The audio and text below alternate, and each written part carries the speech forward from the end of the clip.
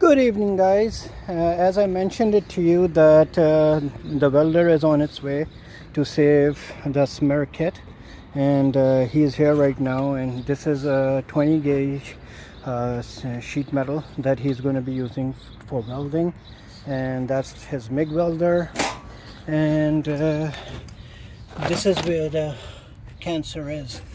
So first he's going to fix this, then he's going to fix the right side there and the right back, and then inside the wheel wells there's a hole there, there's another hole right there, like around here, and even on the right side, as you see, there's that hole there. So all this is gonna get done. So I thought I'll let you guys know that the work is about to get started.